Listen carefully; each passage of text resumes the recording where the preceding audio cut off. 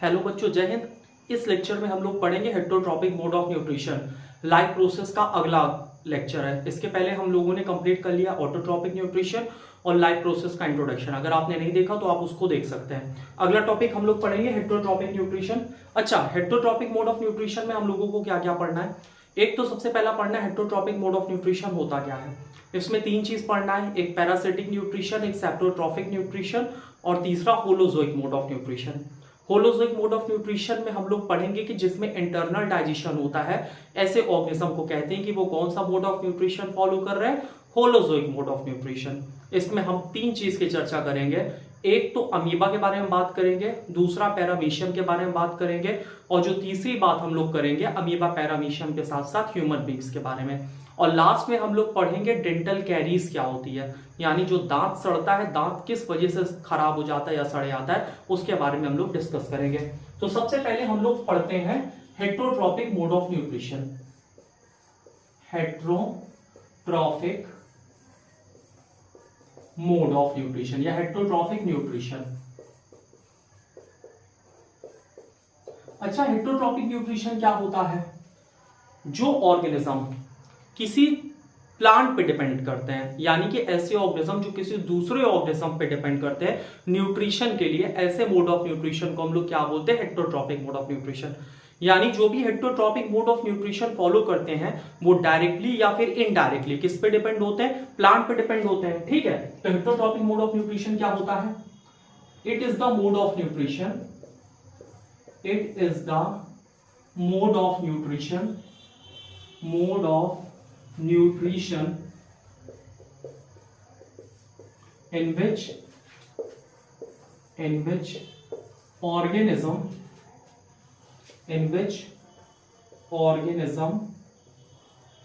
depend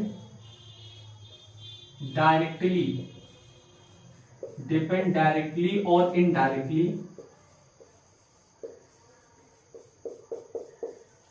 on autotrophs।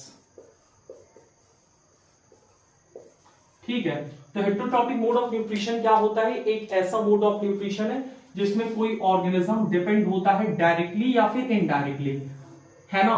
तो उसको हम लोग क्या बोलते हैं? Heterotrophic mode of nutrition. अब यहां डायरेक्टली और इनडायरेक्टली का क्या मतलब है ये समझो। यहां से कॉन्सेप्ट आता है हर्बीवोर्स का, कार्निवोर्स का, ओमनीवोर्स का। ठीक है, तो यहां पे हम लोग तीन चीजें और पढ़ेंगे। पहला हर्बीवोर्स, दूसरा कार्निवोर्स, तीसरा ओमनीवोर्स। हर्बीवोर्स क्या होते हैं? जो ग्रास खाते हैं। ये डायरेक्टली डिपेंड किस पे होते हैं? ऑटोट्रॉप्स पे होते हैं। कार्निवोर्स क्या खाते हैं? मीट खाते हैं। ये इनडायरेक्टली डिपेंड होते हैं। और जो ओमनीवोर्स होते हैं ये ग्रास भी खाते हैं और मीट भी खाते हैं। ठीक है, तो ये डायरेक्टली और इनडायरेक्टली दोनों तरह से डिपेंड होते हैं। तो हर्बीवोर्स क्या है? जो ग्रास खाते हैं, ये प्लांट पे डायरेक्टली डिपेंड होते हैं, यानी ऑटोट्रॉप्स पे डायरेक्टली डिपेंड होते हैं। कार्निवोर्स मीट खाते हैं, ये इनडायरेक्टली डिपेंड होते हैं। तो हेटरोट्रॉपिक मोड ऑफ न्यूट्रिशन क्या है?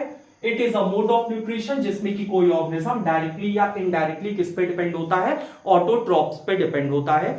इस बेसिस पे जो एनिमल्स होते हैं थ्री टाइप्स में डिवाइड होते हैं। एक तो हर्बीवोर्स, एक कार्निवोर्स, एक ओमनीवोर्स। हर्बीवोर्स क्या खाते हैं? घास खाते हैं। कार्निवोर्स क्या खाते हैं? मीट खाते हैं। ओमनीवोर्स क्या खाते हैं? ग्रास और मीट, यानी कि ये वेज और नॉन वेज दोनों होते हैं। ठीक है ना? अगली चीज अब हम लोग डिस्कस करते हैं। यहां से हम लोग देखेंगे हेटरोट्रॉपिक मोड ऑफ न्यूट्रिशन कितने तरह का होता है ना? तो तीन तरह के हेटरोट्रॉपिक मोड ऑफ न्यूट्रिशन होते हैं। एक आपको पैरासिटिक पढ़ना है, दूसरा सेप्टोट्रॉपिक पढ़ना है और तीसरा होलोजोइक पढ़ना है। तो हेटरोट्रॉपिक न्यूट्रिशन के बाद हम लोगों को इसके टाइप्स पढ़ने हैं ना। तो it is of three types, it is of three types, तीन तरह के होते हैं। ठीक है, it is of three types. सबसे पहला कौन सा है? पैरासिटिक मोड ऑफ न्यूट्रिशन, है ना? Parasitic mode of nutrition. अच्छा, पैरासिटिक मोड ऑफ न्यूट्रिशन क्या होता है? It is a mode of nutrition in which a parasite depend on the host for the nutrition and it obtain the nutrition from the host without killing them. यानी parasitic mode of nutrition क्या है, जिसमें कि कोई parasite nutrition कहां से लेता है, अपने होस्ट से लेता है। होस्ट का मतलब जिसके ऊपर वो रहता है और वो उससे न्यूट्रिशन लगातार लेता रहता है बिना उसको मारे। जैसे सर पे जुएं पड़ते हैं, समझ बात आई, और जब सर पे जुएं पड़ते हैं तो वो हमसे ब्लड लेते हैं, लेकिन ऐसा नहीं करते कि वो हमको मार दें, क्योंकि अगर हम नहीं रहेंगे तो जुएं कहां पे रहेंगे, समझ बात आई। तो पैरासिटिक मोड ऑफ न्यूट्रिशन क्या होता है, in parasitic mode of nutrition organism या इसको और अच्छे से बोल सकते हो parasite take nutrition from the host, take nutrition from the host without killing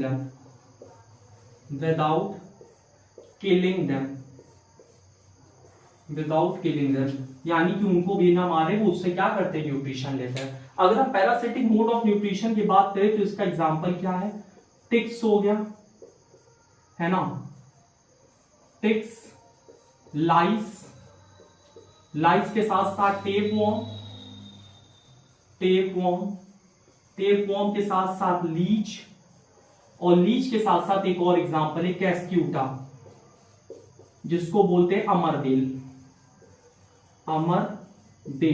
समझ बात है, तो ये याद रखना, ये वाला एग्जांपल एनसीईआरटी का है। इसमें कुछ इंपॉर्टेंट है, जैसे टेपवॉर्म कहां पाया जाता है, small intestine,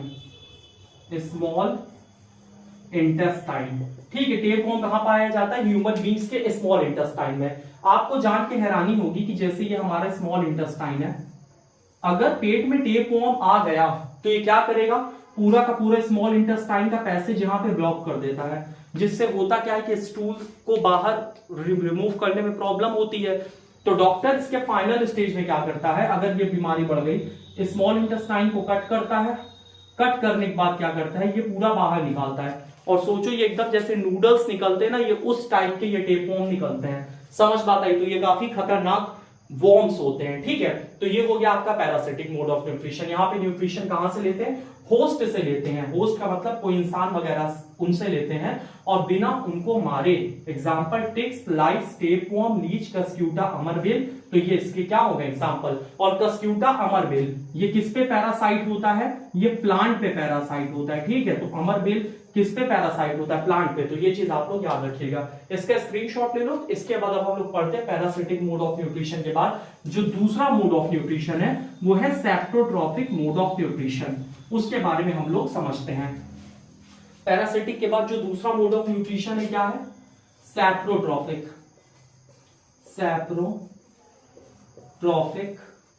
mode of nutrition. इसमें क्या होता है, organism take nutrition from dead and decaying organism, सड़ी गली चीजों से ऑर्गेनिज्म न्यूट्रिशन लेता है, और जो डाइजेशन होता है वो शरीर के बाहर होता है। दो इंपॉर्टेंट पॉइंट है। तो सैप्रोट्रॉफिक मोड ऑफ न्यूट्रिशन में क्या होता है,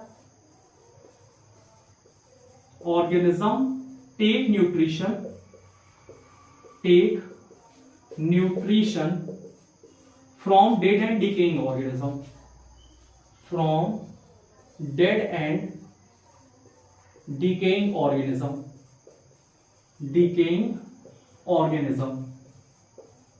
ठीक है। ऑर्गेनिज्म न्यूट्रिशन कहां से लेता है, डेड एंड डिकेइंग ऑर्गेनिज्म से। और एक और इंपॉर्टेंट पॉइंट क्या है, डाइजेशन अकर्स आउटसाइड बॉडी, ठीक है। डाइजेशन कहां होता है, शरीर के बाहर होता है। कैसे होता है ये समझो। एक हम इसका एग्जांपल, बहुत कॉमन सा एग्जांपल है, पढ़ते हैं। ये मशरूम है, ठीक है। मशरूम यहां पे ग्रो किया है। अब मशरूम क्या करेगा, ये यहां पे जैसे कोई डेड बॉडी पड़ी है तो ये यहां पे क्या करेगा, इसी पे ग्रो कर जाएगा और इस पे ये क्या करेगा, डाइजेस्टिव एंजाइम रिलीज करेगा, डाइजेस्टिव एंजाइम। और ये डाइजेस्टिव एंजाइम क्या करेगी, यहां पे जो फूड है इस फूड को किस में कन्वर्ट कर देगी, सोलूबल फॉर्म में, सोलूबल फॉर्म। इसके बाद ये फंजाई क्या करेगा, इसी फूड को यहां से क्या करेगा, एब्जॉर्ब कर लेगा। तो इस तरह से सैप्रोट्रॉफिक मोड ऑफ न्यूट्रिशन होता है, ठीक है। और इसका एग्जांपल क्या है, mushroom, slime moulds, slime, moulds.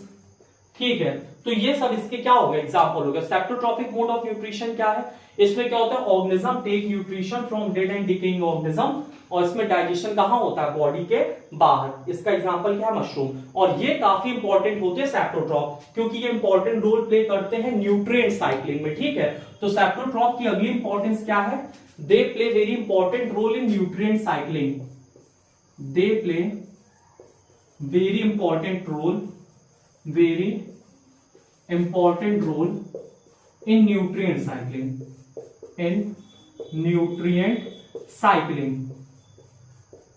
देखो वेरी इंपॉर्टेंट रोल ये कैसे प्ले करते हैं न्यूट्रिएंट साइक्लिंग में, इसको थोड़ा समझो। मान लो कि अगर कोई ऑर्गेनिज्म है, ठीक है, और उस ऑर्गेनिज्म की अगर डेड हो गई, और जितना उसने पृथ्वी से आज तक न्यूट्रिशन लिया है, या जितना भी न्यूट्रिशन उसने आज तक पृथ्वी से खाया है, वो क्या करे, मर जाए तो अपने साथ लेते जाए। अपने साथ अगर वो लेते जाएगा पूरा न्यूट्रिशन, तो फिर जो पृथ्वी में एक समय ऐसा आएगा कि पृथ्वी पूरी खत्म हो जाएगी, पृथ्वी में कुछ बचपे नहीं करेगा। जिसके पास जो अगर वो उतना लेके जाने लगा तो पृथ्वी में कुछ बचेगी नहीं, है ना, जितना भी है सब यहीं पे छोड़ना है। तो यहाँ पे जो ऑर्गेनिज्म की डेथ होती है ना, तो जो भी उसने पृथ्वी से लिया होता है, जो भी न्यूट्रिशन वगैरह उसके शरीर में रहता है, वो पूरा न्यूट्रिशन यहाँ पे बैक्टीरिया और फंजाई, ठीक है, बैक्टीरिया और फंजाई क्या करते हैं, आते हैं और उसको डिकम्पोज कर करके जो भी इस कॉम्प्लेक्स फॉर्म में चीजें रहती है उसको किस में कन्वर्ट कर देते हैं, उसको सिंपल एब्जॉर्बल फॉर्म में कन्वर्ट कर देते हैं, और उसको जो है एब्जॉर्ब कर लेते हैं, या फिर दूसरे ऑर्गेनिज्म के लिए उसको क्या करते हैं, प्रिजर्व कर देते हैं। तो ये काफी इंपॉर्टेंस है सेप्टोट्रॉप्स।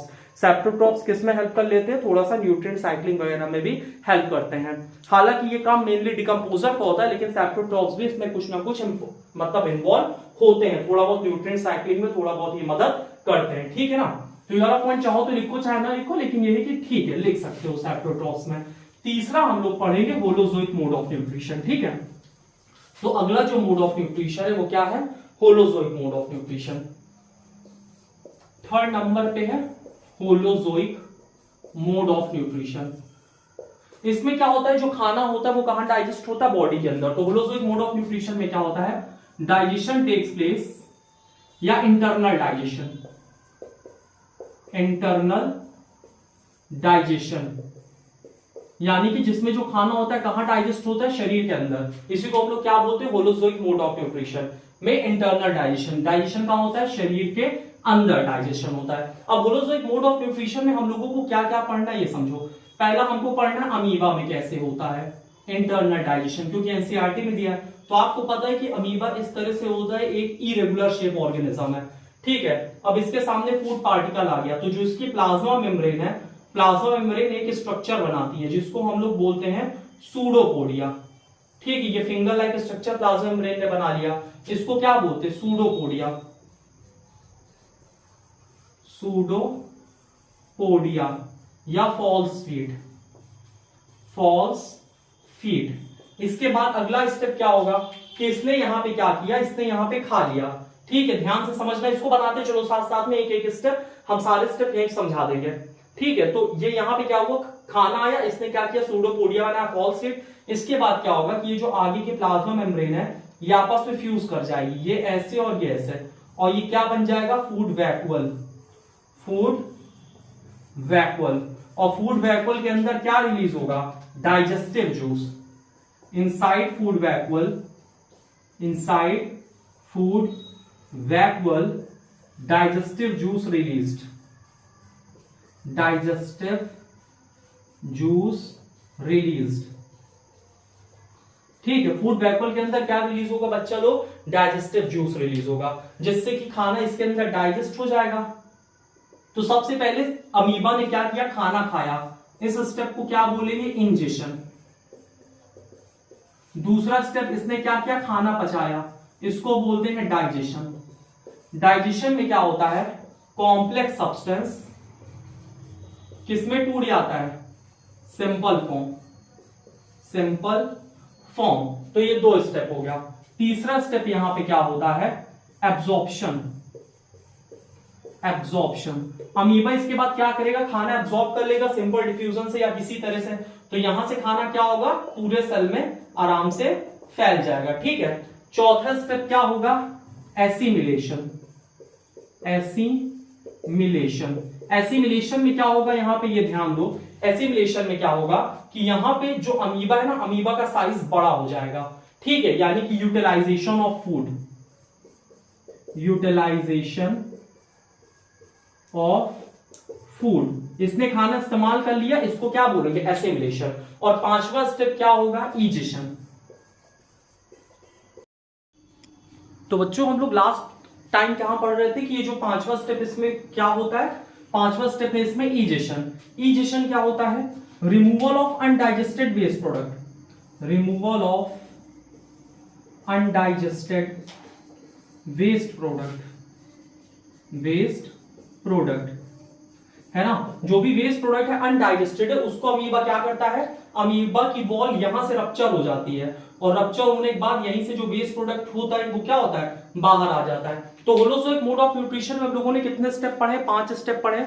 सबसे पहला स्टेप हम लोगों ने क्या पढ़ा है, इंजेशन। इंजेशन के बाद दूसरा स्टेप क्या है, डाइजेशन। डाइजेशन के बाद एब्जॉर्प्शन, एब्जॉर्प्शन के बाद एसिमिलेशन, एसिमिलेशन के बाद इजेशन। इंजेशन क्या है, टेकिंग फूड। दूसरा डाइजेशन, डाइजेशन क्या होता है, कॉम्प्लेक्स सब्सटेंस को सिंपल फॉर्म में कन्वर्ट करना।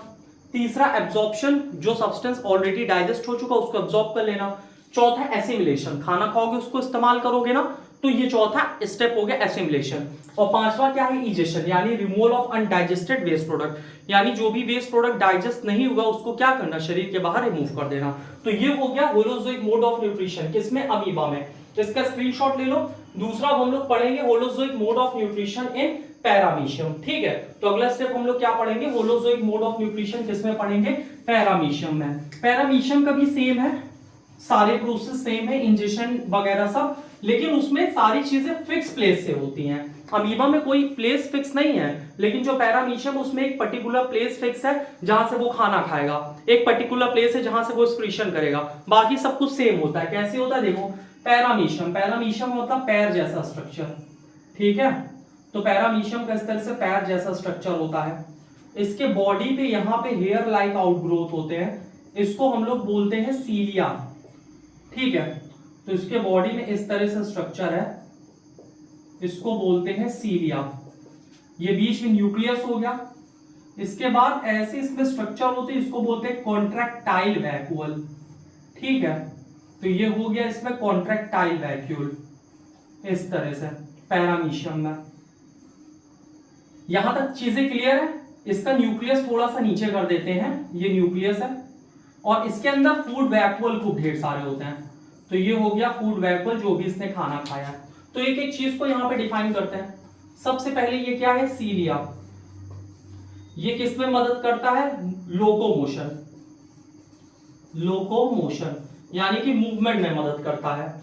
दूसरा यहां पे ये क्या है, ओरल ग्रूव, ओरल ग्रूव, या इसको माउथ कह सकते हो, ठीक है। ये यहां पे फूड पार्टिकल है जो कि इसके मुंह पे आ गया, कैसे आया भी इसके बारे में हम चर्चा करेंगे। इसके अंदर क्या है, फूड वैक्यूल, तो ये अंदर क्या है, फूड वैक्यूल, जिसके अंदर खाना है एक्चुअल में। इसमें यहां पे एक स्ट्रक्चर होता है जिसको एनल ट्यूब कहते हैं, इस तरह से। ये क्या है, एनल ट्यूब, एनल ट्यूब, जिससे क्या होता है, एक्सक्रीशन होता है। और यहां पे ये क्या है, कॉन्ट्रैक्टाइल वैक्यूल, कॉन्ट्रैक्टाइल वैक्यूल। अब यहां ध्यान से समझो एक एक चीज। यहां पे ओरल ग्रूव है, ओरल ग्रूव के थ्रू ये क्या करता है, खाने को खाता है। लेकिन यहां पे जो सीलिया है, सीलिया हेल्प करता है इसका इंजेक्शन में, ठीक है। तो सीलिया बेसिकली करता क्या है, इसको खाने में मदद करता है। जैसे फूड पार्टिकल इसके माउथ के पास है, तो सीलिया बैक एंड फोर्थ मूव करता है और किस में मदद करता है, खाना खाने में। तो पहला स्टेप हम लोग यहां पे लिख सकते हैं, cilia, cilia move back and forth, back and forth. Back and forth का मतलब क्या होता है, आगे पीछे मूव करना, ठीक है। तो cilia move back and forth and help in injection. Injection के बाद खाना एक बार पेट के अंदर आता है, ठीक है। जैसे खाना पेट के अंदर आ गया तो उसके चारों तरफ वैक्यूल बन जाता है, ठीक है। इसके चारों तरफ एक प्लाज्मा मेम्ब्रेन की कवरिंग आ जाती है जिसको बोलते हैं फूड वैक्यूल। इसी के अंदर फिर डाइजेस्टिव जूस रिलीज होता है जिससे कि डाइजेशन होता है खाने का। इसके बाद खाना एक बार डाइजेस्ट होने के बाद यहाँ पे डिफ्यूजन के थ्रू पूरे बॉडी को खाना मिल जाता है। और इसके बाद अमीबा ये पैरामीशियम खाने को इस्तेमाल करता है और अपना साइज बड़ा कर लेता है, और इसके बाद जो भी वेस्ट प्रोडक्ट होता है वो एनल ट्यूब से क्या होता है, बाहर निकल आता है। ठीक है, तो इतनी चीजें होती हैं। एनल ट्यूब से क्या होता है, help in egestion, help in egestion, egestion मतलब जो भी वेस्ट प्रोडक्ट होता है उसको शरीर के बाहर निकाल देता है। जबकि यहां पे जो कॉन्ट्रैक्टाइल वैक्यूल है किसमें हेल्प करता है, osmo regulation, osmo regulation. Osmo regulation क्या होता है, जो भी एक्सेस वाटर होता है, एक्सेस वाटर, ये उसको क्या करता है, शरीर के बाहर निकालने में मदद करता है। तो ये बात हो गई होलोजोइक मोड ऑफ न्यूट्रिशन, किसमें, पैरामीशियम। ठीक है, ये क्या है, पैरामीशियम, पैरामीशियम। एनसीईआरटी में है इसकी चर्चा, अमीबा की भी और पैरामीशियम की भी। तो आप लोग इसका स्क्रीनशॉट वगैरह ले लीजिए। यहां पे क्या है, सीलिया, सीलिया किसमें मदद करता है, खाने को खाने में। जैसे हम लोग हाथ का यूज करते हैं ना खाना खाने में, वैसे इसके पास सीलिया होता है जो कि फूड को कहां लाता है, इसके माउथ पे लाता है, ओरल ग्रूव पे लाता है। इसके बाद खाना जाता है अंदर और किसके अंदर पैक हो जाता है, फूड वैक्यूल के अंदर। नहीं तो डाइजेस्टिव एंजाइम रिलीज होंगी तो वो पैरामीशियम को ही खत्म कर देंगे। इस वजह से वैक्यूल के अंदर क्या होता है, डाइजेस्टिव एंजाइम रिलीज होता है। और इसके बाद जब वैक्यूल के अंदर डाइजेस्टिव एंजाइम रिलीज होता है तो डाइजेशन होता है फूड का। इसके बाद खाना चारों तरफ फैल जाता है, और खाना चारों तरफ फैलने के बाद क्या होता है, फिर एब्जॉर्प्शन, एब्जॉर्प्शन के बाद एसिमिलेशन, एसिमिलेशन के बाद इजेशन।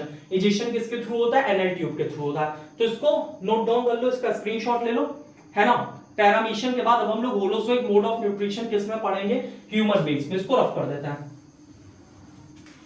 अगला क्या है, ह्यूमन बींग्स में पढ़ते हैं होलोजोइक मोड ऑफ न्यूट्रिशन और डाइजेशन इन ह्यूमन बींग्स। देखो सबसे पहले यहां एक एक्टिविटी दी गई, उस एक्टिविटी में क्या बताया गया है ये समझो। कहा गया है आपसे ऐसे 2 टेस्ट ट्यूब ले लो, ले लिया। ये एक्टिविटी है एनसीईआरटी के, ह्यूमन का डाइजेशन शुरू होने से पहले। ये यहां पे क्या है, 2 टेस्ट ट्यूब है। इसमें आपको करना क्या है, स्टार्च लेना। इसमें भी क्या लेना है, स्टार्च। इसका नाम रखो ए, इसका नाम रखो बी। इसमें आपको क्या मिलाना है, सलाइवा, अपनी राल, और इसमें कुछ भी ऐड नहीं करना। इसके बाद थोड़ी देर के बाद क्या करना है, इसका आयोडीन टेस्ट करना है, आयोडीन टेस्ट। जो ए वाला होगा वो आयोडीन टेस्ट नहीं देगा, बी वाला आयोडीन टेस्ट देगा, क्योंकि आपको पता है कि स्टार्च आयोडीन के प्रेजेंस में कैसे हो जाता है, ब्लू ब्लैक। तो यहां पे जो बी वाला है, बी वाला कैसे हो जाएगा, ब्लू ब्लैक। और ये आयोडीन का टेस्ट कैसा देगा, पॉजिटिव। ये आयोडीन का टेस्ट कैसा देगा, निगेटिव, क्योंकि ये ब्लू ब्लैक में कन्वर्ट नहीं होगा। क्यों नहीं होगा, क्योंकि यहां जो स्लाइवा प्रेजेंट है, स्लाइवा में, हमारे मुंह के स्लाइवा में एक एंजाइम होता है जिसका नाम है सलाइवरी अमाइलेज, सलाइवरी अमाइलेज। वो स्टार्च को कन्वर्ट कर देता है शुगर में। तो जब स्टार्च ही नहीं रहेगा तो वो ब्लू ब्लैक टेस्ट आयोडीन का कैसे देगा, ठीक है ना। तो ये एक्टिविटी है। अब हम लोग स्टार्ट करते हैं पूरा डाइजेस्टिव सिस्टम, ह्यूमन डाइजेशन। ठीक है, इसको रफ कर देना, नोट डाउन कर लेना, इसको भी इंपॉर्टेंट है एक्टिविटी, एक एक एक्टिविटी इंपॉर्टेंट है। आजकल जो ज्यादातर पेपर बन रहे हैं ना, वो किससे बन रहे हैं, एक्टिविटी से बन रहे हैं। तो स्टार्ट करते हैं ह्यूमन डाइजेस्टिव सिस्टम।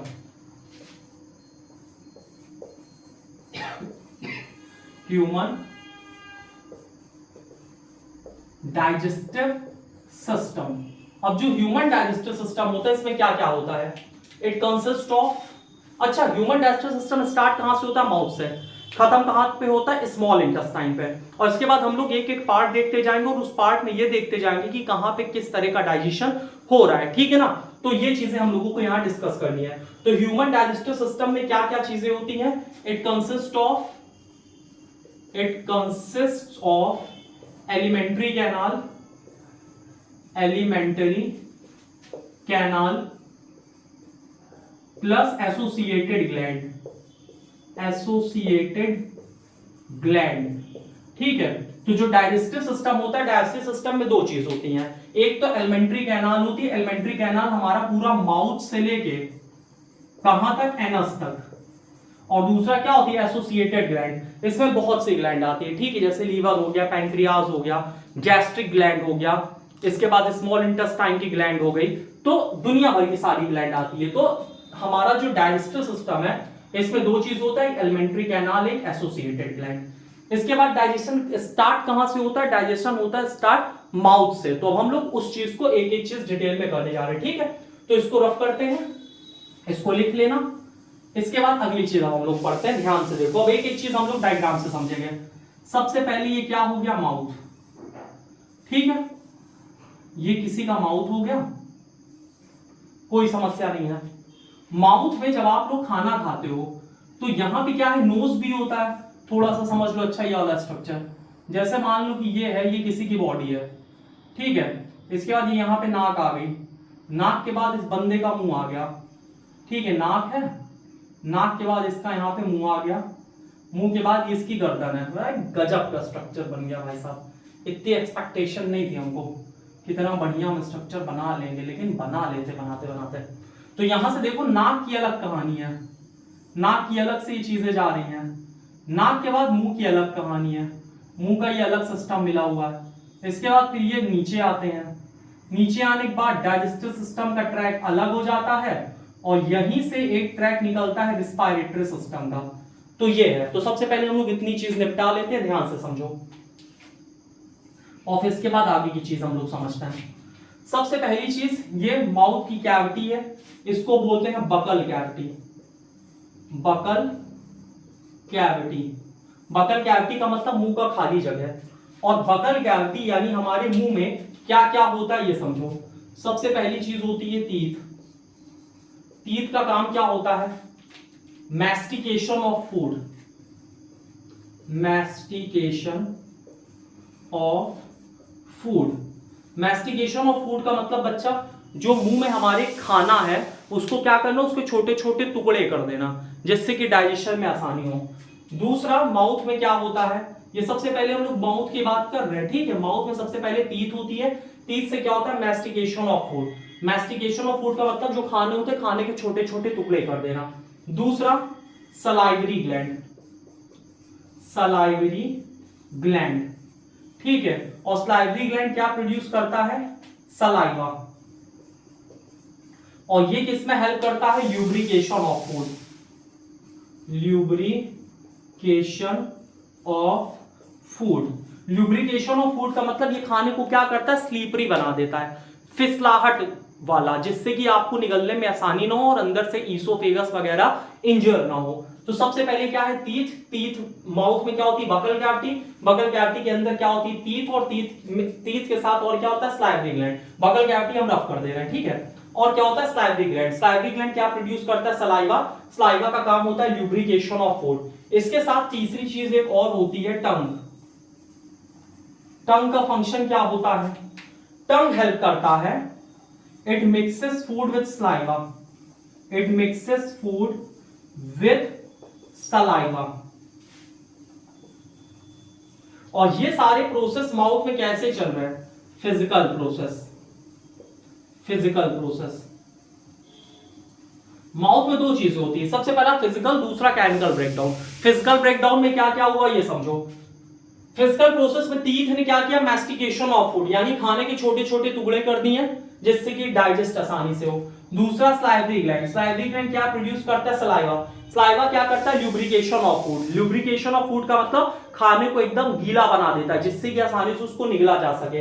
तीसरा क्या है? टंग। टंग का फायदा क्या होता है? जीभ क्या करता है? फूड को अच्छे से मिक्स कर देता है, किसके साथ? सलाइवा के साथ, जिससे कि जो सलाइवा का एंजाइम है वो अच्छी तरह से मिक्स हो जाए। सलाइवा का एंजाइम किसके साथ अच्छी तरह से मिक्स हो जाए? खाने के साथ अच्छी तरह से मिक्स हो जाए। अब हम लोग माउथ का थोड़ा केमिकल डाइजेशन देखते हैं कि यानी कि इसमें केमिकली क्या क्या होता है। तो देखो, माउथ में कौन सी ग्लैंड होती है? Salivary gland, salivary gland.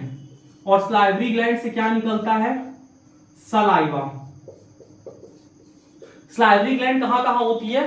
तीन पेयर सलाइवरी ग्लैंड की होती है, पैरोटिड, सब मैक्सिलरी या सब मैंडिबुलर, लोअर जॉ, और इसके साथ साथ में पैरोटिड, सब मैक्सिलरी, सब मैंडिबुलर, और तीसरा सबलिंगुअल्स।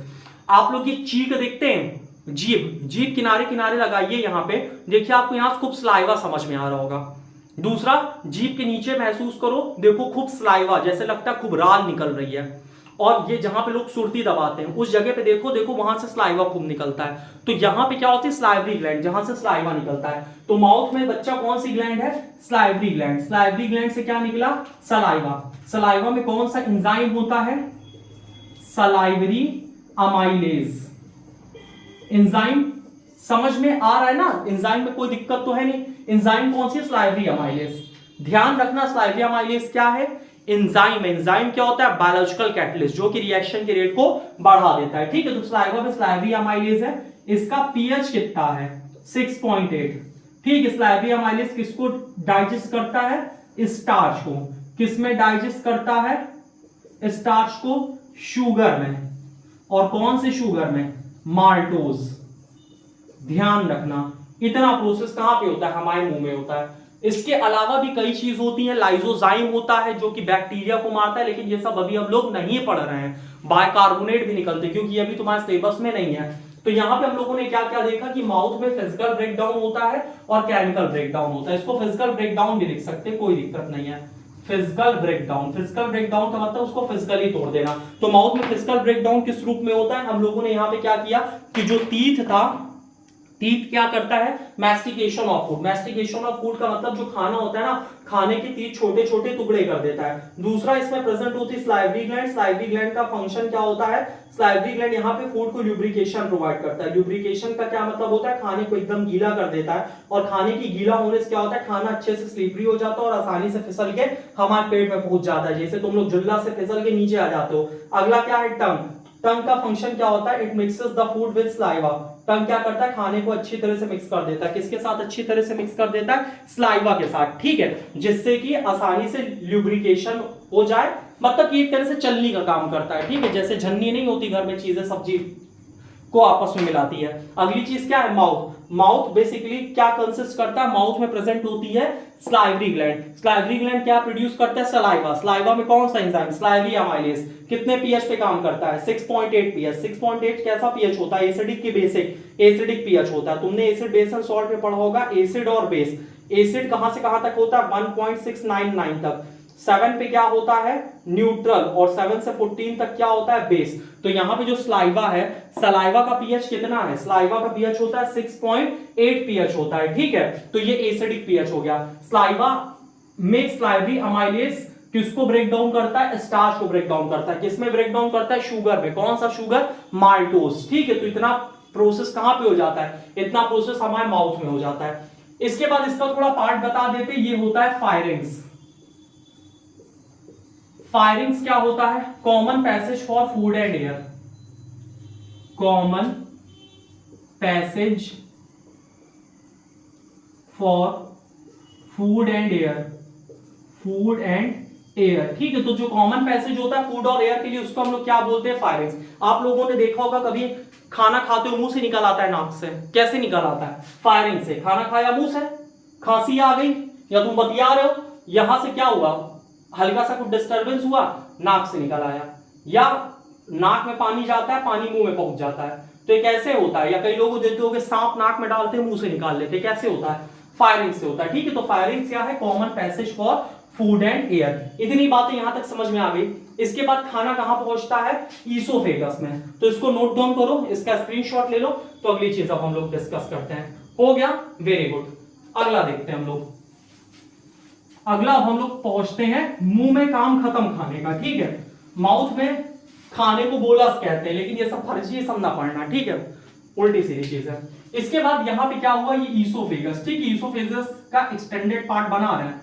इसके बाद खाना कहां आ गया, स्टोमक में। भैया अच्छे से बन जाओ, स्टोमक जे शेप ऑर्गन है, बहुत सही, ये बन गया स्टोमक। ठीक है, तो ये हो गया आपका स्टोमक। अब ध्यान से समझो, ईसोफेगस में एक एक्सपेंचर यहां पे होता है, एक एक्सपेंचर यहां पे होता है। इसको क्या बोलते हैं, अपर गैस्ट्रो ईसोफेजियल एक्सपेंचर। अच्छा, एक्सपेंचर इसको क्यों कहते हैं? क्योंकि इसमें खाना दोनों तरफ आ जा सकता है, यानी कि जैसे खाना आप खाते हो पेट में चला भी जाता है, उल्टी करते हो तो उल्टा चला भी जाता है, ठीक है। जबकि स्पिंचर की जगह एक चीज यूज होगा, वॉल्व। वॉल्व क्या करता है, अगर एक बार चीजें इस पार से उस पार चली गई तो वापस नहीं आ सकते, ठीक है। जबकि स्पिंचर में क्या होता है कि दोनों तरफ का मूवमेंट रहता है, ठीक। तो यहाँ पे अपर गैस्ट्रोइसोफेजियल स्पिंचर है, ये क्या करता है, हवा को रोकता है। जैसे सांस लिया हमने, अब ऑक्सीजन किधर चली गई, ऑक्सीजन चली गई हमारी लंग्स के पास, पेट में नहीं भरी, ठीक है। ऐसे हवा लिया, पेट ऐसे फूल गया, ऐसे तो होता नहीं है। तो हवा को यहां आने से कौन रोकता है, अपर गैस्ट्रोइसोफेजियल स्पिंचर। दूसरा यहां पे एक स्पिंचर यहां पे होता है, ये अपर है तो ये हो गया lower gastro-oesophageal expenditure. Lower gastro-oesophageal expenditure क्या करता है, तुम खाना खा के उल्टा लटक जाओ, खाना मुंह से निकल जाएगा क्या, नहीं निकलेगा। क्यों? क्योंकि यहां पे प्रेजेंट है लोअर गैस्ट्रोइसोफेजियल एक्सपेंचर, और खाना जो हमारे एलिमेंट्री कैनाल से नीचे पुश होता है, ठीक है। खाना एलिमेंट्री कैनाल से नीचे क्या होता है, पुश, और जिस मूवमेंट से पुश होता है उसको पेरिस्टालिटिक मूवमेंट कहते हैं। तो अगला क्या है, पेरिस्टालिटिक मूवमेंट। पेरिस्टालिटिक मूवमेंट क्या करता है, पुश फूड इनटू स्टोमक,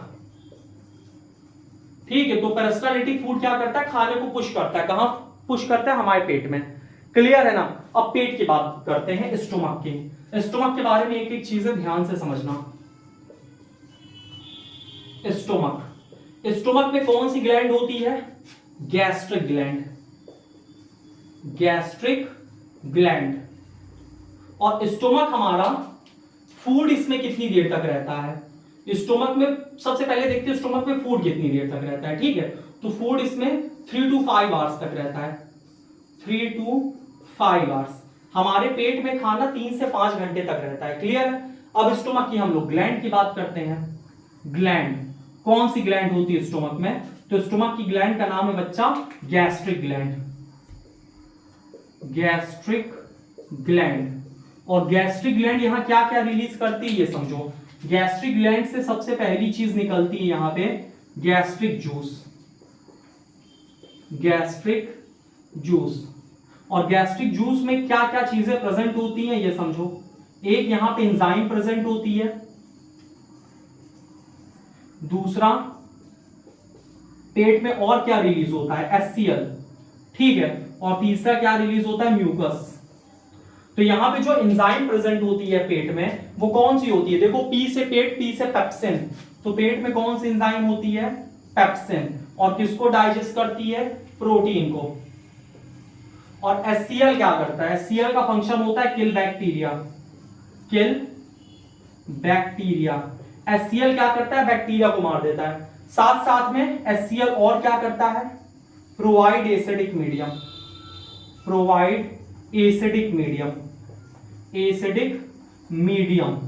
कितना, 1.8 pH, जिससे कि पेप्सिन एंजाइम काम कर सके। एक चीज ध्यान रखना, enzyme are the temperature specific and pH specific. Enzyme एक फिक्स टेम्परेचर पे काम करेगा, एक फिक्स पीएच पे काम करेगा। इसी वजह से बुखार होता है, इंसान मर जाता है, क्योंकि एंजाइम फिर काम ही नहीं करती। समझ बात आ रही कि नहीं आ रही। तो जो मुंह में साइवरी अमाइलिस काम कर रही थी वो पेट में आके काम करना बंद कर देगी। और पेट में कौन सी एंजाइम काम करेगी, पेप्सिन, क्योंकि ये कितने पीएच पे काम करती है, 1.8। लेकिन इसको 1.8 पीएच होगा कैसे, इसका HCl निकलेगा, ठीक। तो HCl का काम क्या है, तो बैक्टीरिया को मार देता है, किल कर देता है। दूसरा प्रोवाइड एसिडिक मीडियम प्रोवाइड करता है कितना, 1.8 पीएच का, जिससे कि पेप्सिन यहां पे अच्छे से काम कर सके। और पेप्सिन किसको डाइजेस्ट करता है, प्रोटीन को। कंप्लीट डाइजेशन की पार्शियल डाइजेशन, तो पार्शियल का मतलब कम डाइजेस्ट होता है, ठीक है। करीब 30% का डाइजेशन होता है। इसके बाद म्यूकस क्या करता है, HCl यानी तेजाब, ये हमारे पेट को भी ले डूबेगा। समझ आता है, हमारे पेट के साथ भी दिक्कत कर देगा। तो ये दिक्कत ना करे तो क्या रिलीज होता है, म्यूकस क्या करता है, protect stomach from HCl। Mucus क्या करता है, हमारे पेट को प्रोटेक्ट करता है, किससे, HCl से। तो अभी तक हमने क्या पढ़ा ये समझो। ये जो ईसोफेगस होता है, ईसोफेगस में दो एक्सपेंचर प्रेजेंट होता है, अपर गैस्ट्रोइसोफेजियल एक्सपेंचर, दूसरा लोअर गैस्ट्रोइसोफेजियल एक्सपेंचर। अपर गैस्ट्रोइसोफेजियल एक्सपेंचर क्या करता है, हवा वगैरह नहीं आने देता। लोअर गैस्ट्रोइसोफेजियल एक्सपेंचर क्या करता है, खाने को वापस नहीं जाने देता पेट से उल्टा। इसके बाद जो स्टोमक होता है, स्टोमक हमारा जे शेप का ऑर्गन है, ठीक है, ये भी याद रख लेना। स्टोमक कैसा ऑर्गन है, जे शेप का होता है। और इसके बाद यहां खाना कितनी देर तक रहता है, 3 से 5 घंटे तक, डिपेंड करता है कि तुमने खाया क्या है। अगली चीज क्या है कि स्टोमक में ग्लैंड प्रेजेंट होती, गैस्ट्रिक ग्लैंड। गैस्ट्रिक ग्लैंड क्या निकालती, गैस्ट्रिक जूस। और गैस्ट्रिक जूस में क्या क्या प्रेजेंट होता है, एंजाइम। कौन सा एंजाइम, पेप्सिन। पेप्सिन क्या डाइजेस्ट करता है, प्रोटीन का पार्शियल डाइजेशन करता है, कंप्लीट डाइजेशन नहीं करता। दूसरा एचसीएल। एचसीएल क्या करता है, बैक्टीरिया को मार देता है और एसिडिक मीडियम प्रोवाइड करता है, कितने पीएच का, 1.8 पीएच का। तीसरा क्या है, म्यूकस। म्यूकस क्या करता है, protect stomach from the HCL, हमारे पेट को किससे बचाता है, एचसीएल से बचाता है। तो इतनी बातें कहां पे होती हैं, इतनी बातें होती हैं पेट में। लेकिन एक चीज ये सोचो कि खाना पेट में पहुंचो, यहां से तुरंत फिसल जाए, ये भी तो हो सकता है ना। खाना पेट में पहुंचा, नीचे तुरंत फिसल जाए, लेकिन फिसलता नहीं है, खाना यहां रुकता है, क्योंकि यहां पे भी एक एक्सपेंचर होता है। एक्सपेंचर को हम लोग बोलते हैं पाइलोरिक एक्सपेंचर। तो याद रखना कौन सा एक्सपेंचर है, पाइलोरिक एक्सपेंचर, ठीक है। अब इसका नाम पाइलोरिक कैसे पड़ा, क्योंकि पेट के 4 पार्ट होते हैं, कार्डियक, फंडस, बॉडी, पाइलोरिक। तो सबसे लोअर वाला पाइलोरिक होता है, इस वजह से इसका नाम क्या पड़ गया, पाइलोरिक एक्सपेंचर। लेकिन तुमको पेट के नाम नहीं याद रखना, क्योंकि फर्जी है। यहां पे क्या है, गैस्ट्रोइसोफेजियल एक्सपेंचर। फर्जी कब के लिए, अभी 10th के लिए, 11th को तो भाई साहब समय पढ़ना पड़ेगा। इसके बाद क्या है, लोअर जो गैस्ट्रोइसोफेजियल एक्सपेंचर होता है, इसका नाम क्यों पड़ा गैस्ट्रोइसोफेजियल एक्सपेंचर। देखो, जो पेट के डॉक्टर होते हैं उसको उनको क्या बोलते हैं, गैस्ट्रो के डॉक्टर। जो पेट का पूरा विभाग होता है, गैस्ट्रो का विभाग होता है। तो यहां पे गैस्ट्रो और ईसोफेगस, तो गैस्ट्रो ईसोफेजियल एक्सपेंचर नाम पड़ गया। क्लियर है कि नहीं क्लियर है, कोई दिक्कत नहीं। और यहां से एक एक्सपेंचर ऐसे लग गया, यहां से ऐसे लग गया, बीच में पेट में आराम से चर्निंग मूवमेंट होता है, और उसी से क्या होता है, खाना अच्छे से किसके साथ मिक्स हो जाता है, एचसीएल के साथ अच्छे से मिक्स हो जाता है। इसीलिए कहते हैं भैया खाना खाने के बाद तुरंत टेढ़े ना हो जाओ, तुरंत लंबे ना हो जाओ, टहल लो, जिससे कि खाना अच्छे से किसके साथ मिक्स हो जाए, एचसीएल के साथ मिक्स हो जाए, और डाइजेशन जैसी कोई समस्या ना हो। ठीक है, इसका क्या करो, स्क्रीनशॉट ले लो। ठीक है, कंप्लीट हो गया। अब हम लोग पढ़ते खाना पहुंचता है स्मॉल इंटेस्टाइन में। समझ बात आई। अगला हम लोग पढ़ते स्मॉल इंटेस्टाइन,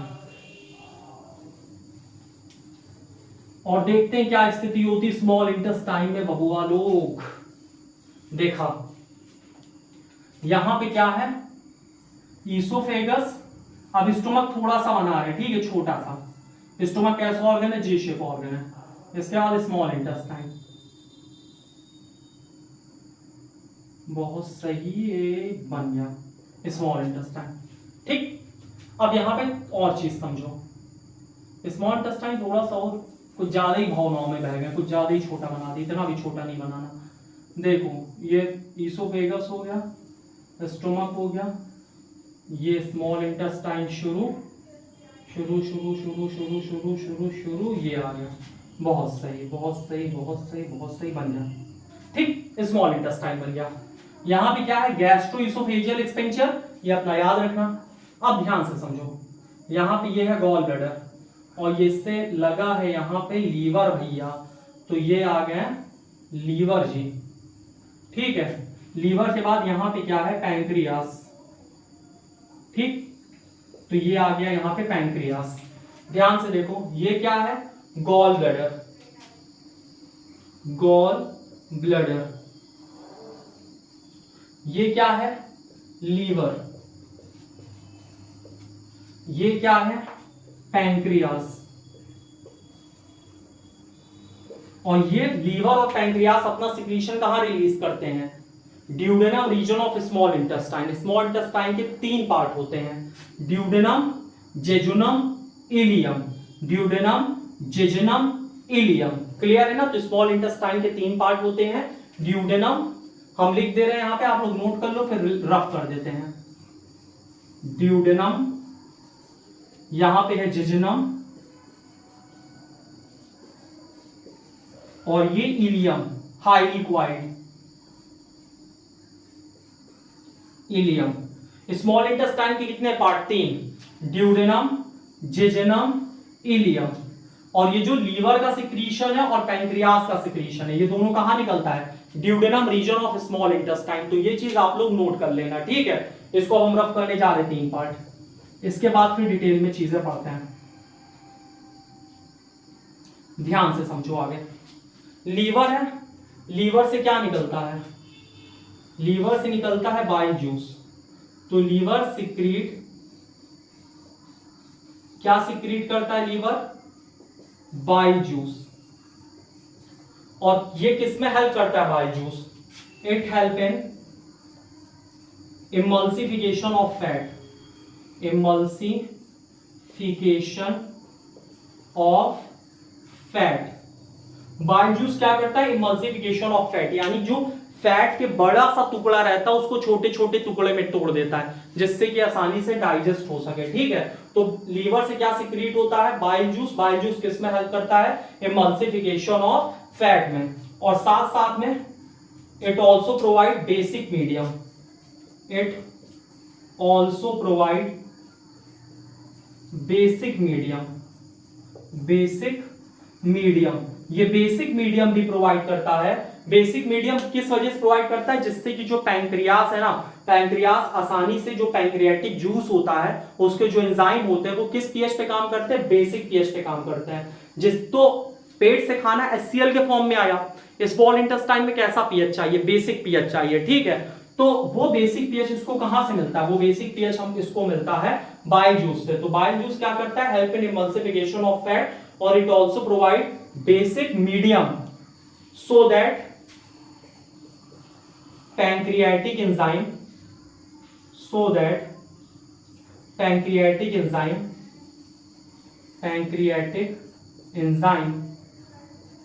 act, ठीक है, जिससे कि यहां पे पैंक्रियाटिक एंजाइम अच्छे से काम कर सके। तो ये बाइल जूस का फंक्शन हो गया। अब यहां पे जो गॉल ब्लैडर है, तुम्हारे दिमाग में आएगा इसका क्या काम होता है? तो gallbladder it stores and concentrate bile juice, ठीक है। लीवर बाइल जूस निकालता रहता है और वो स्टोर और कंसंट्रेटेड कहां पे होता है? गॉल ब्लैडर में, ठीक है। तो गॉल ब्लैडर क्या करता है? स्टोर करता है और कंसंट्रेट करता है किसको? बाइल जूस को। तो एक क्वेश्चन आता है एग्जाम में कि अगर किसी पर्सन का गॉल ब्लैडर का ऑपरेशन हो चुका तो अब उसको क्या नहीं खाना चाहिए? तो तली भुनी चीज नहीं खाना चाहिए, क्योंकि तली भुनी चीज में ज्यादा से ज्यादा क्या होता है? फैट होती है, और फैट का एमल्सिफिकेशन कौन करता है? बाइल जूस करता है। और अब जब गॉल ब्लैडर निकल चुका तो उतना ज्यादा बाइल जूस इफेक्टिव होता नहीं, ठीक है। तो इस वजह से जिन लोगों का गॉल ब्लैडर निकल जाए उनको बहुत ज्यादा फैटी चीजें नहीं खानी चाहिए। और आजकल एक नई बीमारी चली है, फैटी लीवर डिसीज। इसके बारे में किसी लेक्चर में डिस्कस करेंगे, जल्दी डिस्कस करेंगे, ठीक है। तो ये कंप्लीट हो गया लीवर के बारे में। तो लीवर क्या सिक्रीट करता है? Bile juice. बाइल जूस कहां स्टोर और कंसंट्रेटेड होता है? Gallbladder. बाइल जूस करता क्या है? इमल्सिफिकेशन ऑफ फैट, और it provide basic medium so that pancreatic enzyme act. और एक बहुत इंपॉर्टेंट चीज है, bile juice contain no digestive enzyme. समझ बात आई? बाइल जूस में किसी भी तरह का कोई डाइजेस्टिव एंजाइम नहीं होता है। क्लियर है ना? तो इस पॉइंट को भी लिख लेना आप लोग। Bile juice contain no digestive enzyme. हमारे पास यहां जगह नहीं है, नहीं तो हम लिख देते हैं, और नीचे लिखेंगे तो कट जाएगा। तो आप लोग लिख लेना, bile juice contain no digestive enzyme. अगली चीज हम लोग पढ़ते हैं पैंक्रियास के बारे में, ठीक है। तो अगला किसके बारे में हम लोग पढ़ेंगे? पैंक्रियास। पैंक्रियास करता क्या है? It release pancreatic juice, it release pancreatic juice, pancreatic juice. और इसके पैंक्रियाटिक जूस में क्या क्या होता है ये समझो। पेट में पेप्सिन, यहां पे पैंक्रियाटिक जूस में क्या होता है? ट्रिप्सिन।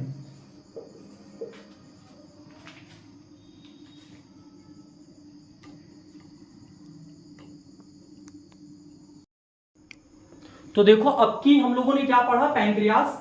पैंक्रियास यहां पे क्या रिलीज करता है? Pancreatic juice. पैंक्रियाटिक जूस में कौन सा एंजाइम प्रेजेंट होता है? ट्रिप्सिन। ट्रिप्सिन किसको डाइजेस्ट करता है? प्रोटीन को।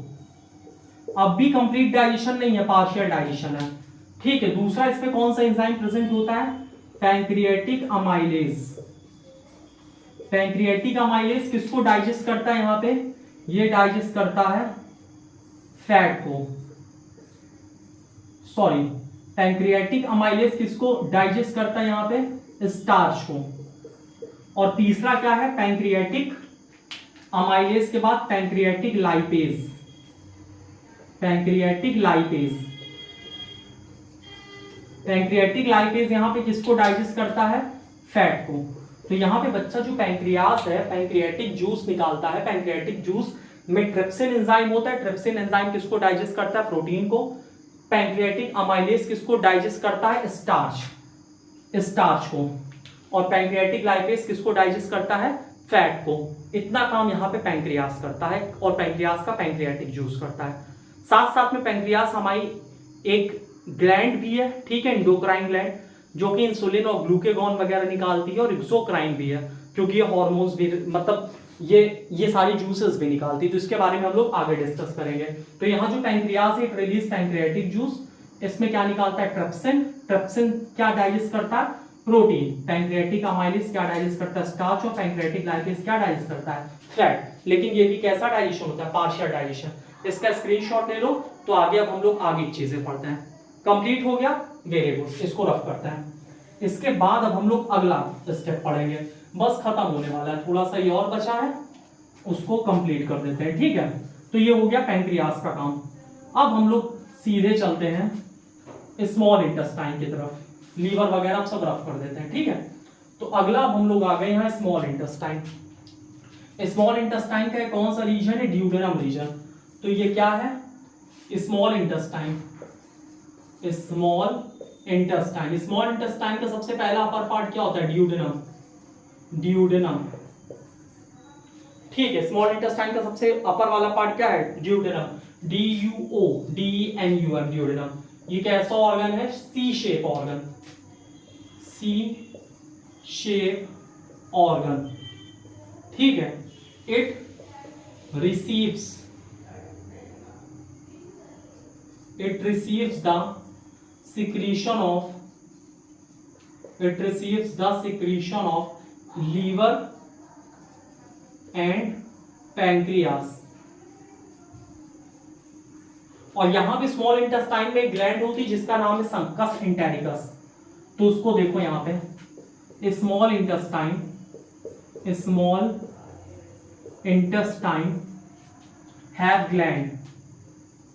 have gland called intestinal gland, और इससे जो जूस निकलता है वो कौन सा जूस निकलता है, इंटेस्टाइनल जूस। और इस इंटेस्टाइनल जूस का नाम क्या है, सक्कस इंटेरिकस। और ये भाई साहब ब्रह्मास्त्र है, ये कंप्लीट डाइजेशन कर देता है फूड का, है ना।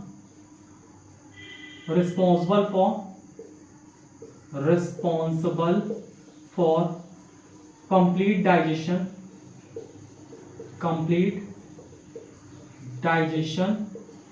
ऑफ फूड, ठीक है। ये क्या क्या कंप्लीट डाइजेशन करता है ये समझो। स्टार्च को किस में कन्वर्ट कर देता है, शुगर में, कंप्लीट ब्रेकडाउन। प्रोटीन को किस में कन्वर्ट कर देता है, अमीनो एसिड। और फैट को किस में कन्वर्ट करता है, फैटी एसिड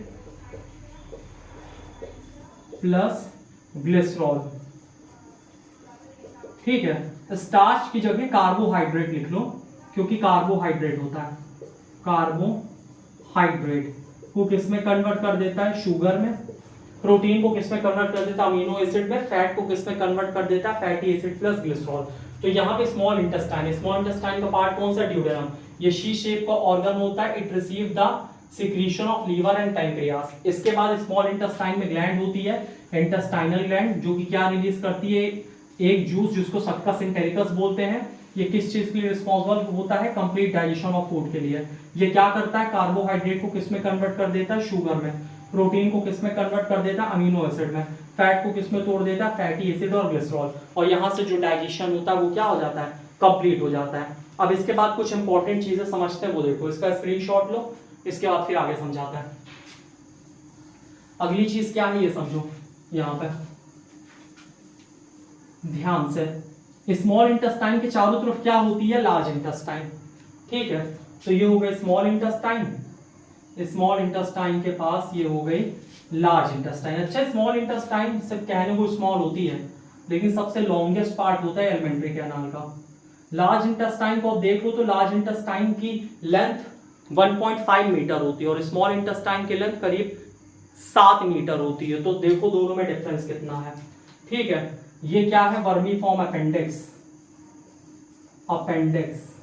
ये क्या है? Large intestine, large intestine. और ये क्या है? एनस। और ये क्या है? रेक्टम। ये सब तो आप लोग जानते ही हो। एक चीज आपको और बताते हैं स्मॉल इंटेस्टाइन के बारे में, स्मॉल इंटेस्टाइन के बारे में। अच्छा, स्मॉल इंटेस्टाइन में जब डाइजेशन हो गया तो वहां से खाना एब्जॉर्ब भी होता है, तो वहां पे विलाई प्रेजेंट होती है।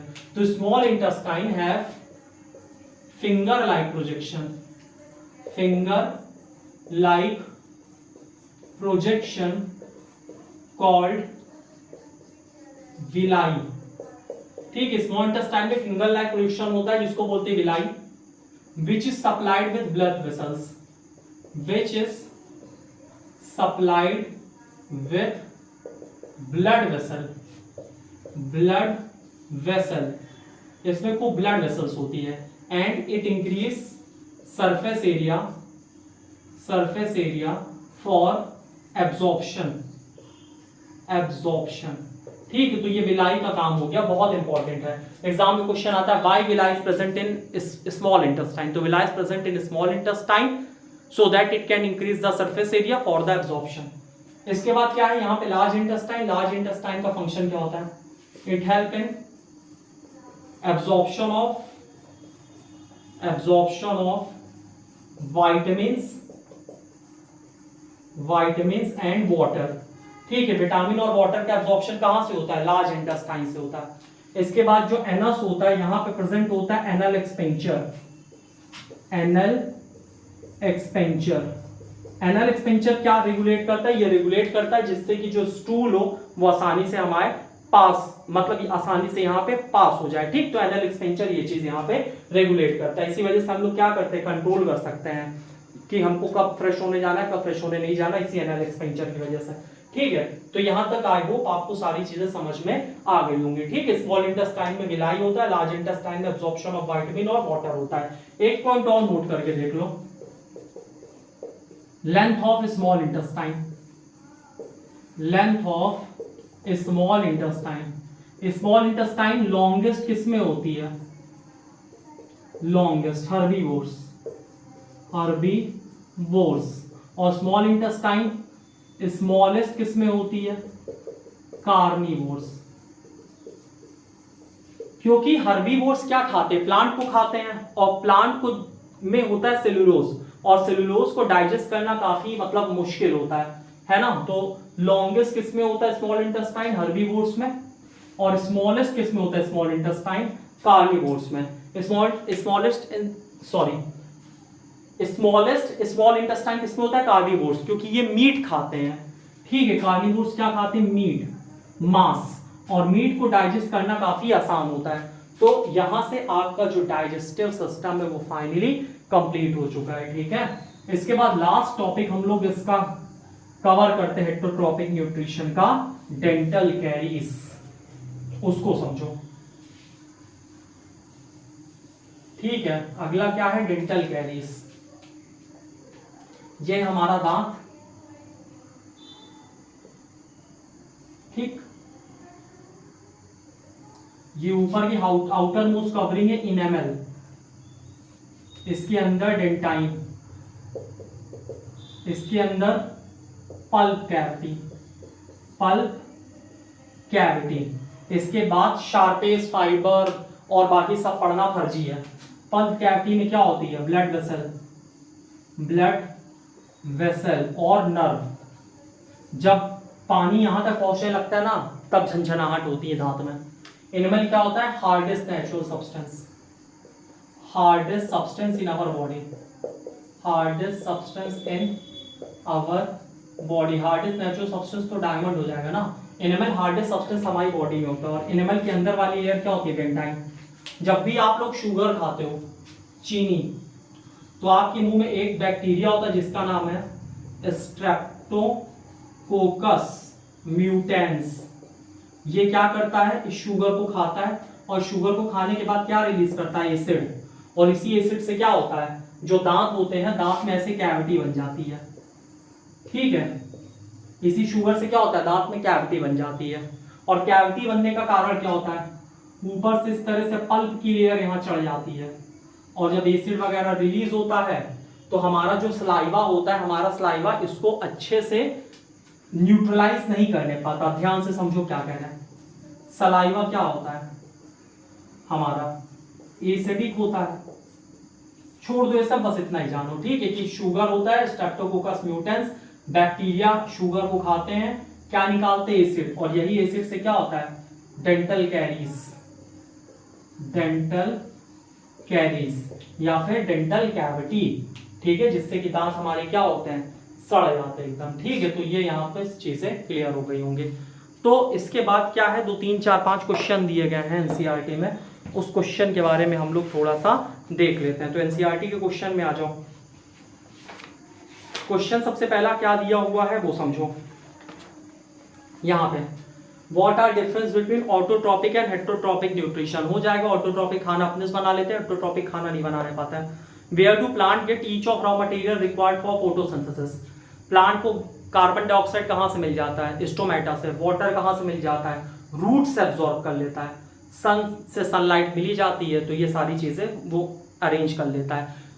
कहाँ से अरेंज करता है? एक तो स्टोमेटा से कार्बन डाइऑक्साइड अरेंज कर लेगा, और पानी कहाँ से अरेंज करता है? रूट हेयर से।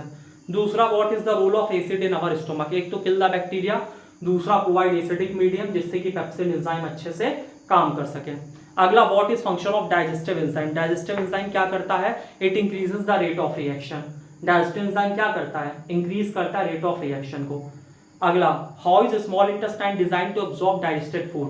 तो small intestine have villi which increase the surface area for the absorption of digested food। Clear है ना? तो यहां तक चीजें क्लियर हो गई होंगी। एक बार रिवाइज करवा देते हैं। हेटेरोट्रॉपिक मोड ऑफ न्यूट्रिशन क्या है? जिसमें खाना खुद से नहीं बनाने पाते, डिपेंड होते किस पे? प्लांट पे। हेटेरोट्रॉपिक मोड ऑफ न्यूट्रिशन किससे पढ़े? अमीबा में, पैरामीशियम में, इंसान में। ह्यूमन में इसका डिस्कस कर देते हैं।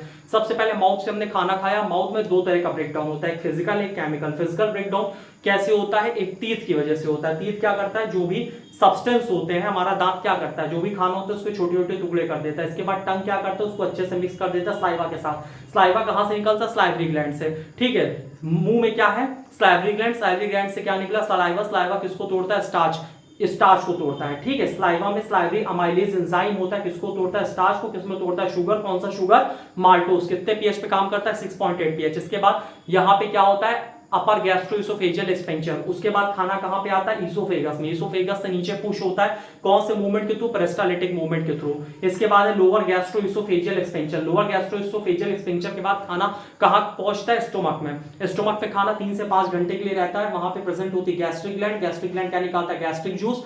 और पी से पेट में एंजाइम कौन से प्रेजेंट होती है? पेप्सिन। और ये कितने पीएच पे काम करती है? 1.8 पीएच पे काम करती है। और एचसीएल का काम क्या होता है? बैक्टीरिया को मारता है और 1.8 पीएच प्रोवाइड करता है, जिससे कि जो पेप्सिन एंजाइम है ये अच्छे से काम कर सके। इसके बाद अगली चीज यहाँ पे क्या थी? एक तो गैस्ट्रिक जूस हो गया, दूसरा एचसीएल हो गया, और एचसीएल के साथ साथ तीसरी चीज रिलीज होती है म्यूकस। म्यूकस का फंक्शन क्या होता है? म्यूकस बेसिकली क्या प्रोवाइड करता है? एक म्यूकस हमारे पेट को बचाता है। किससे बचाता है? एचसीएल से बचाता है। इसके बाद खाना कहां पहुंचा? Small intestine. स्मॉल इंटेस्टाइन में 2 चीज का सिक्रीशन आता है, लीवर, दूसरा पैंक्रियास। लीवर का सिक्रीशन क्या होता है? Bile juice. बाइल जूस कहां स्टोर कंसंट्रेटेड होता है? गॉल ब्लैडर में। और बाइल जूस का फंक्शन क्या होता है? Emulsification of fat. क्या बाइल जूस में किसी तरह कोई एंजाइम में नहीं है, और बाइल जूस क्या करता है? बेसिक मीडियम प्रोवाइड करता है। इसके बाद आ गया पैंक्रियाटिक जूस। पैंक्रियाटिक जूस का फंक्शन क्या होता है? पैंक्रियास का क्या निकालता है? पैंक्रियाटिक जूस निकालता है। पैंक्रियाटिक जूस में क्या क्या होता है? Pancreatic amylase. किसको तोड़ता है? स्टार्च को तोड़ता है। दूसरा पैंक्रियाटिक लाइपेज। किसको तोड़ेगा? फैट को। और तीसरा इसमें पैंक्रियास में क्या होता है? ट्रिप्सिन। पेट का पेप्सिन और पैंक्रियास का ट्रिप्सिन, ठीक है ना। तो जो ट्रिप्सिन होता है, ट्रिप्सिन बेसिकली किसको डाइजेस्ट करता है? ट्रिप्सिन डाइजेस्ट करता है प्रोटीन को, ठीक है ना। यहां तक सारी चीज हो गई। इसके बाद खाना कहां पहुंचा? अभी स्मॉल इंटेस्टाइन में ड्यूडेनम रीजन पे, क्योंकि अभी इंटेस्टाइनल जूस निकलेगा जिसको बोलते हैं सक्कस एंटेरिकस। वो क्या करता है, वो भाई साहब ब्रह्मास्त्र है। कार्बोहाइड्रेट को किस में तोड़ देगा, शुगर में। इसके बाद फैट को किस में तोड़ेगा, फैटी एसिड और ग्लिसरॉल में। और जो प्रोटीन होता है उसको किस में तोड़ता है, अमीनो एसिड में। तो amino acid is the building block of protein. इसके बाद खाना कहां पहुंचा, हमारे स्मॉल इंटेस्टाइन के लोअर पार्ट पे, ड्यूडेनम के बाद जिजनम और इलियम में। स्मॉल इंटेस्टाइन में क्या प्रेजेंट होते हैं, विलाई। विलाई का स्ट्रक्चर बालक कैसा होता है, ऐसा, ये विलाई है, ठीक है। तो विलाई क्या करता है, विलाई फिंगर लाइक स्ट्रक्चर है जिसका काम क्या होता है, सरफेस एरिया बढ़ा देता है, किसके लिए, एब्जॉर्प्शन ऑफ फूड के लिए। क्लियर है ना यहां तक। इसके बाद अगली चीज हम लोगों को क्या पढ़नी है, विलाई के बाद जो अगली चीज वो पढ़नी है वो ये है कि अब जो खाना पूरी तरह से डाइजेस्ट हो चुका है, सब कुछ हो चुका है। अब खाना कहां पहुंचा, लार्ज इंटेस्टाइन। लार्ज इंटेस्टाइन में वहां वाटर का एब्जॉर्प्शन हो जाएगा और कुछ विटामिन होंगे उसका एब्जॉर्प्शन हो जाएगा। ज्यादातर एब्जॉर्प्शन कहां पे, न्यूट्रिशन का हो जाता है स्मॉल इंटेस्टाइन में। बाकी पानी और विटामिन का एब्जॉर्प्शन कहां होता है, लार्ज इंटेस्टाइन में। और लार्ज इंटेस्टाइन में 3 पार्ट होते हैं, सीकम, कोलोन, रेक्टम, ठीक है, सीकम, कोलोन, रेक्टम। और जो सीकम होता है, सीकम से एक स्ट्रक्चर निकलता है जिसको बोलते हैं वर्मीफॉर्म अपेंडिक्स। और उसमें जब किसी तरह का कोई प्रॉब्लम हो जाता है, उसमें इन्फेक्शन हो जाता है, तो समस्या क्रिएट होती है। समझ बात आई कि नहीं, या उसको फिर काट के निकालना पड़ता है। वैसे भी वो हमारे बॉडी में वेस्टिजियल ऑर्गन है, उसका बहुत ज्यादा हमारे बॉडी में यूज नहीं है। इसके बाद खाना कहां पहुंचता है, रेक्टम में स्टोर रहता है जब तक उसको शरीर के बाहर ना निकाला जाए। समझ बात आई, इसको बोलते हैं इजेशन। इसके बाद स्मॉल इंटेस्टाइन की लेंथ की बात करते हैं। स्मॉल इंटेस्टाइन लार्जेस्ट किस में होता है, हर्बीवोर्स में। और स्मॉल इंटेस्टाइन स्मॉलेस्ट किस में होता है, कार्निवोर्स में होता है, क्योंकि मांस को डाइजेस्ट करना काफी आसान है। इसके बाद हम लोग क्या पढ़ा, डेंटल कैरीज पढ़ा।